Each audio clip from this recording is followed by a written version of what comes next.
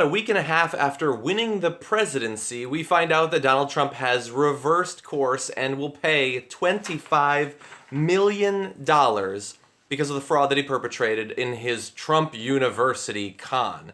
Now, that means that $1 million will go to the state of New York, and all of the victims of his university scam will receive restitution as a result of this. Now, this is something that we had been sort of expecting throughout the campaign, that at some point this court case would proceed. Unfortunately, we will not actually get to the court case now because he is settling about 10 days or so before the court case would have actually happened, which would have been an interesting backdrop to his presidential inauguration. But we will now avoid that because he has settled. Now, understand, and there's a lot that I want to get into, but he had said throughout the campaign that, oh, if I wanted to, I could settle. I could settle really cheap. It'd be no big deal. But I don't have to settle because I didn't do anything wrong. Again, what name so? I didn't commit fraud. I'm not a con man. And yet, once he gets past the election, all of a sudden he's settling once again. Isn't it interesting how that works out? There's a lot interesting in this, actually. I love the way timing works in politics. That a little bit more than a week before the election, James Comey comes out with information that makes it seem as if there's going to be a reopening of the investigation into Hillary Clinton, and tens of millions of Americans potentially cast their vote thinking that that's going to happen.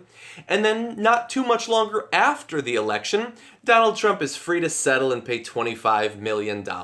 It's weird how those can work that way. It's almost as if the American people should know all of this before they actually vote. Hey, Ken Johnson. And so let's not gloss over this. As John Oliver said in his last show, I want to make sure that we don't normalize any of this BS.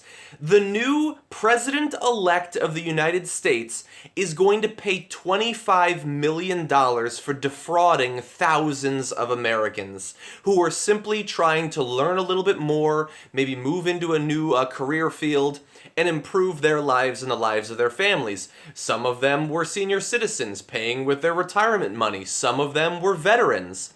And they were defrauded because of Donald Trump, because of his BS university. He saw basically a college degree in real estate as just another stake, just another Trump stake, another Trump water, another way to bilk people out of their money. And now he's going to have to pay $25 million. And even if you do believe that he's a billionaire, which I don't, that's still going to sting a little bit.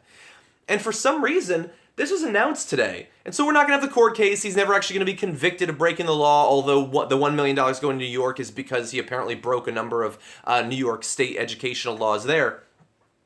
And the media doesn't even seem to care about this. I mean, through the primary, I was around. I was watching this. I understand how much every one of Hillary Clinton's actual scandals, and then just the perceived scandals, the rumors and all that, dogged her for weeks or months and were analyzed and broken down on TV and online ad nauseum. He's paying $25 million. People don't really seem to care. I mean, I saw a little bit of General Flynn. He's going to be the new national security advisor. But other than that, it's just another day in Trump's America. And that is amazing and very sad. Can you imagine if Hillary Clinton had gotten into office and then we found out that she'd taken $1 million illegally or something like that? Imagine if Barack Obama had been found to have defrauded people by writing a book and it wasn't really him and people bought it. This is $25 million, multiple court cases, a state-level court case, and multiple class action lawsuits.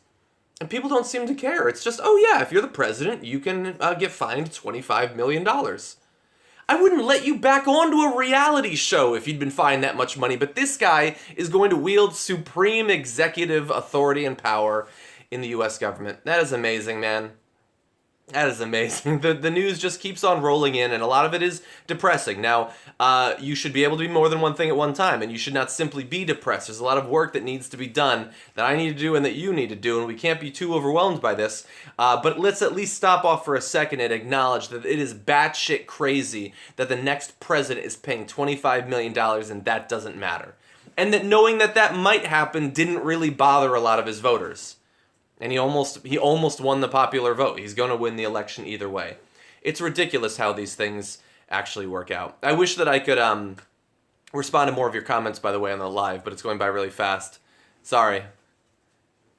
That's an interesting comment. Lock TYT up? I don't think we're going to. I don't know. Maybe we'll have a lawsuit against him. It seems like he's a great source for money nowadays. Anyway, look, we're gonna keep up to date with these court cases that were pending against Donald Trump. This is not the only one.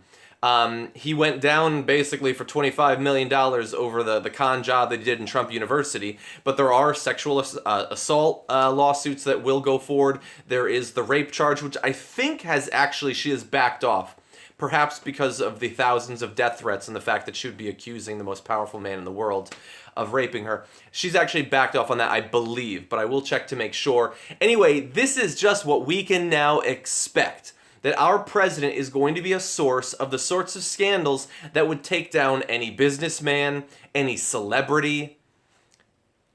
Barack Obama managed to get through 8 years. Like, we can attack him on his policies, we can attack him on not standing up for progressive principles, but where are the scandals? Where are the actual scandals, other than BS ones?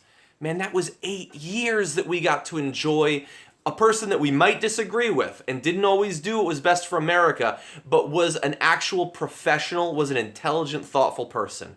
And now we have a goddamn con man.